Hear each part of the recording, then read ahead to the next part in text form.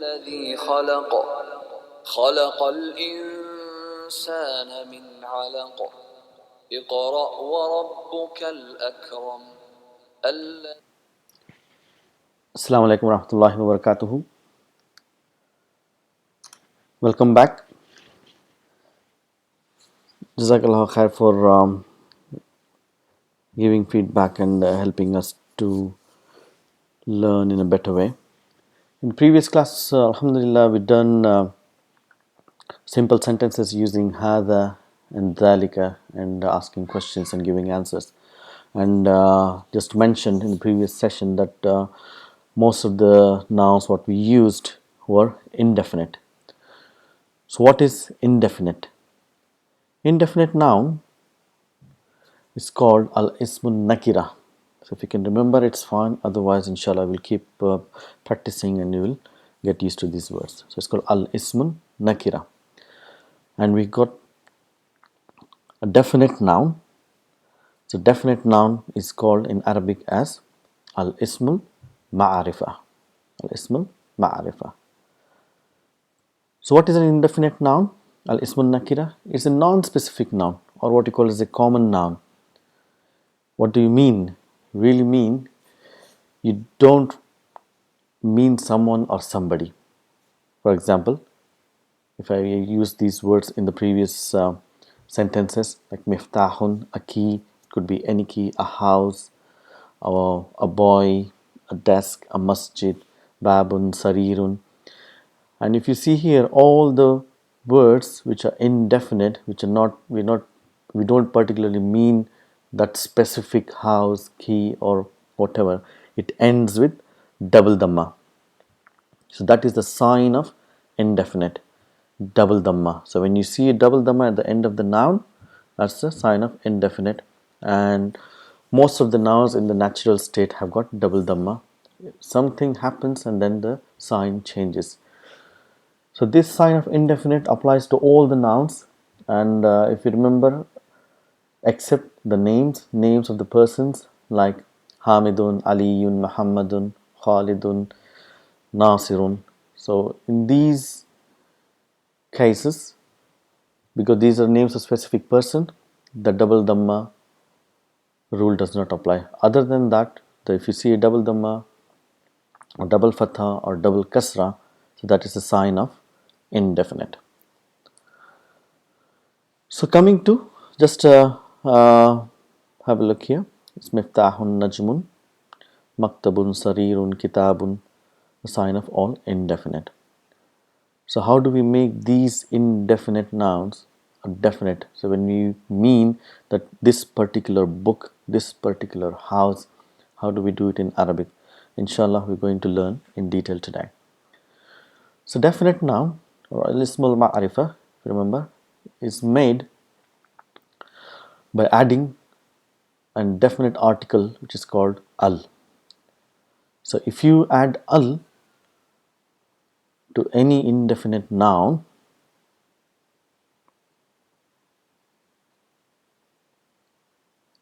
which has double tanween, then that double tanween changes into a single dhamma. Let's see how it happens. So if we got baitun, so indefinite, got double dhamma. So if we add al, so what happens is al baitun, it becomes al baitu. So al gets attached, then dhamma gets shifted to a single dhamma. Then al baitun is a house, and it changes into the house, that particular house. The reason why it changes from double dhamma to single dhamma is just now we said double dhamma is a sign of indefinite and al is a sign of definite. So they both can't coexist in the same word. So when al comes, the double dhamma or double tanween changes into a single dhamma, fatha or kasra. So you got to remember. Let's do some practice inshallah. So if you see a miftahun, so how do we make it definite? We'll say al-miftahu. Maktabun becomes al-maktabu. Sarirun, as-sariru. kitabun, al-kitabu, najmun, an-najmu. So if you see, whenever the al comes, and you get a single dhamma. You have to remember this, inshallah.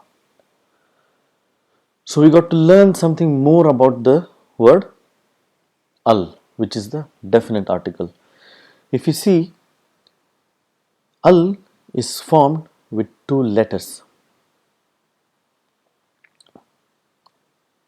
alif and lam.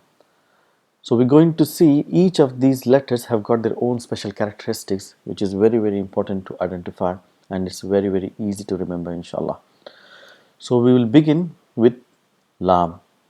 See what is so special about this lam of al. This lam becomes silent when certain letters comes after it. We have done this before, inshallah. It's a revision, and those of people who know already, it's a revision for them as well, inshallah. So this lam becomes silent. So and the letter next to the lam, it gets doubled and you get the sign of shadda.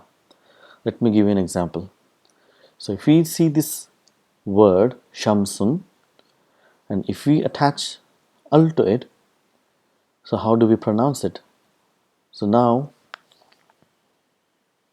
if you add al to shams, so we don't pronounce as al shams, we make this lam silent and we give shadda to the word next to it, then becomes ash-shams, as though the lam does not exist.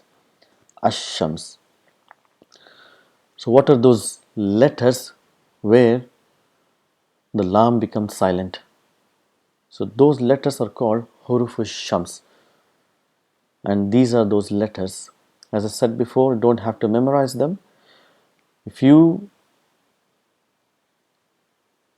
just bring your tongue just behind your teeth or just in front of your teeth, those letters which are pronounced by bringing the tongue near in that position, like ta, tha, dal, zal, ra, zay, sin, sheen, sad, dad, ta, za, lam, noon.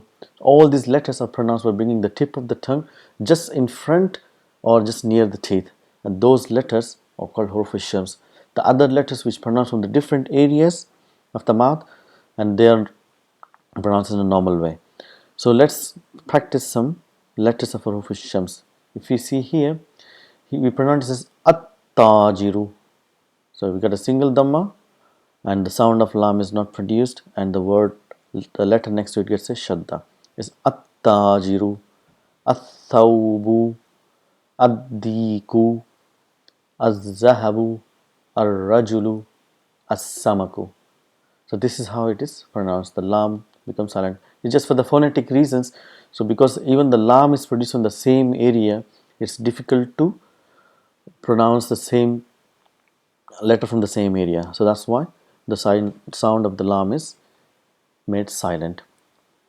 So if you go to the, what about the rest of the words? How are they pronounced? So in the rest of the words, the lam is pronounced, and the lam and the letter next to lam both are pronounced. If you see here, if we have a word qamarun, if we add al and qamar, it becomes al-qamaru. The sound of lam is also produced. Al-qamaru. And what are those letters? Those letters which comes next to the lam, where both lam and the sound of the next letter is produced, is called huruful qamar. And what are those? These are the letters a, ba, ja, as I said, which is produced from the area of the mouth other than touching the tip of the tongue near or in front of the teeth. So let's do some example. Say al-abu, al-babu. So you don't say abbabu, you say al-babu, al-jannatu, al-himaru, al-khubzu, al-ainu. So if we compare this with huruf shams, we can see the difference. See here, al-abu, at-tajiru, al-babu, at-thawbu. In both the instances, it is only making definite. There's definite article lam, and you got a single dhamma, but pronunciation is different because of the phonetic reasons. So these are called huruful shams and huruful qamar. So inshallah we'll practice more. So as we said, the al has two letters. So that is about the lam, where the lam becomes silent and the lam is pronounced. What about this letter?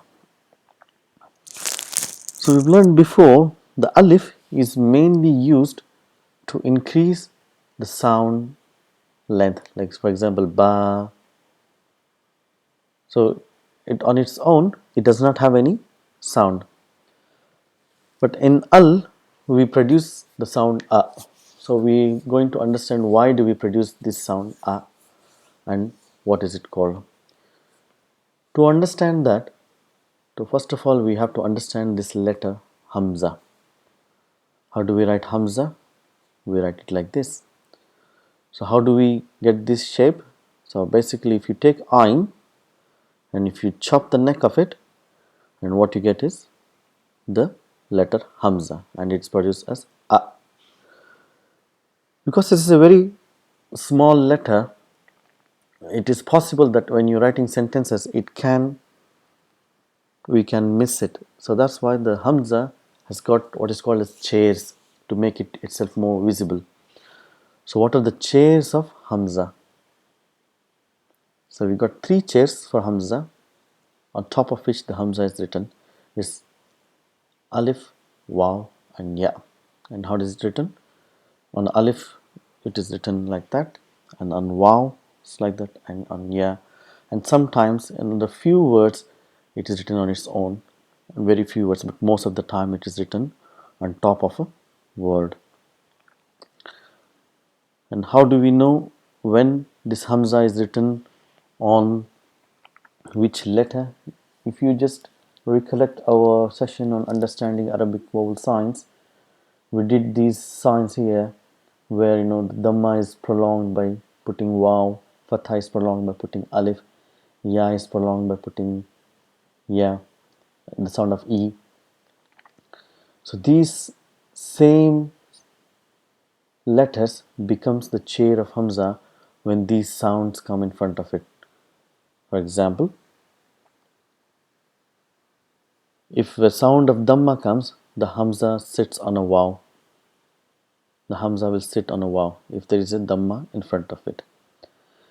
It will sit on an alif if there is a fatha in front of it.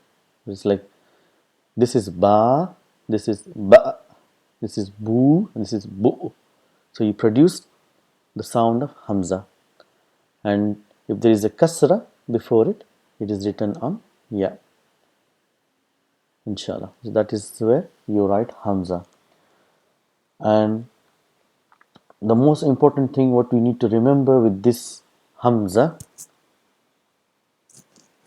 is that it is always produced. The sound of it is always produced. Let's give you some example. It says mo sada. So if you see here, it's coming the dhamma here. That's why it's written about wow, mo sada. So shi tum. So you produce the sound of Hamza. So fa tu. It's not fa tu. It's fa tu. So a antum, a antum. If you see here, classical example, Hamza is written outside and also on a chair. A antum. So this is about Hamza. So this is how it is written, and what is it called? It's called hamzatul qata. Hamzatul qata, where you see the neck of ayn written on the letters, that Hamza is called hamzatul qata. And what is the speciality of this Hamza? The speciality is the sound of it is always produced, whether it comes in front, in middle, or in the end of the letter, in word. A sound is always produced. So now we come to this one. So we know when there is no vowel sign, we got sukoon. But when we are telling al, we are producing some sound. So what do we have here? So what we have here is the borrowed sound of Hamza. There is no sukoon there. There is a Hamza, but what we have Hamza is the only sound of it. We don't have a shape of it. We don't write Hamza on it, but we just produce the sound of Hamza. This Hamza is called hamzatul wasal. Got to remember this hamzatul wasal, where only the sound is produced. So that's why we produce the sound al. And how do we write this hamzatul wasal? So it is written like this. So what is this? If you take a sword and if you chop a neck, like from here, and if you put on top of it, so that is the sign of hamzatul wasal.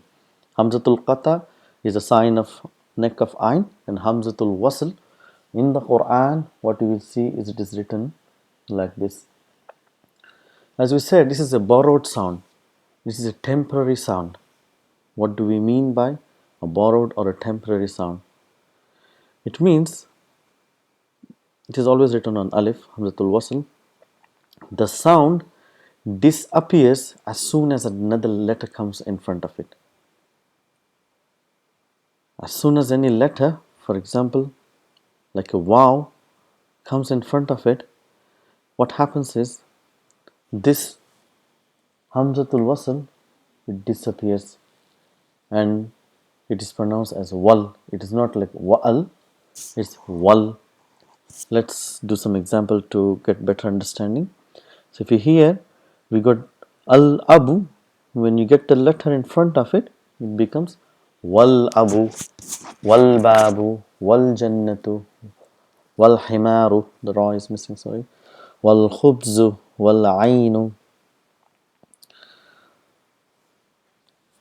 So we have to mention about this letter here, huruf shams, where we've already tell that the sound of lam is silent, so we pronounce it at-tajiru. So we don't produce the sound of lam. So what happens when waw or any other letter comes in front of it? So if you see here, the sound of alif is also not produced. So we got two letters now which are completely ignored. So what happens is we pronounce as though the letters don't exist at all. So pronounce it wat-tajiru, wat-tajiru. So let's do some example to understand.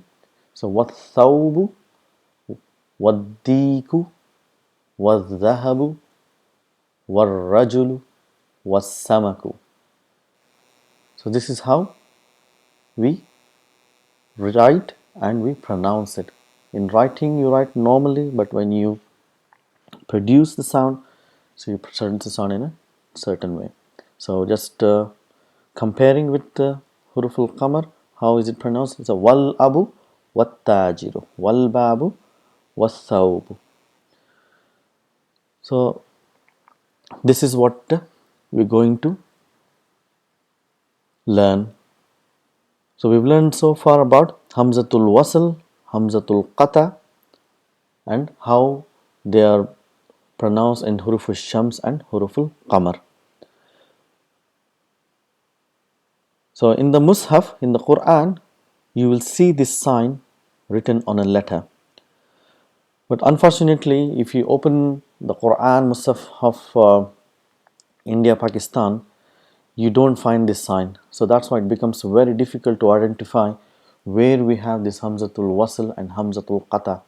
So if I tell you here to identify hamzatul wasl and hamzatul qata, it is very difficult because everything looks same. So you don't know how to analyze a sentence. So if you are trying to understand or analyze the Quranic sentences, what I would recommend is to have a mushaf where the signs are completely written. So if you see here, alhamdu, so this is a sound of hamzatul wasl.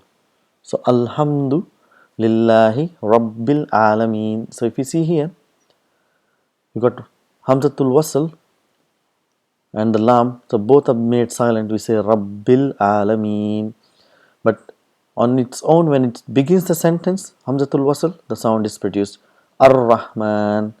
So we got classical example of all the hamzas here, like hamzatul wasal, and we got hamzatul qata here. If you see here, neck of ayn is written and the sound is produced, so we know this is hamzatul qata, and we know this is hamzatul wasal. It is a borrowed sound. This is the original sound. Iyyaka wa iyyaka. Ihdina is a hamzatul wasal. So if you read Surah Fatiha now with the knowledge of huruf al-shams, huruf al-qamar, hamzatul wasal, hamzatul qasa, you can identify so many things, inshallah. So hopefully gradually we learn more. Try and practice. I know sometimes it can be too much information. Try and memorize it, try and repeat yourself and practice, inshallah. You'll get stronger. Assalamu alaikum.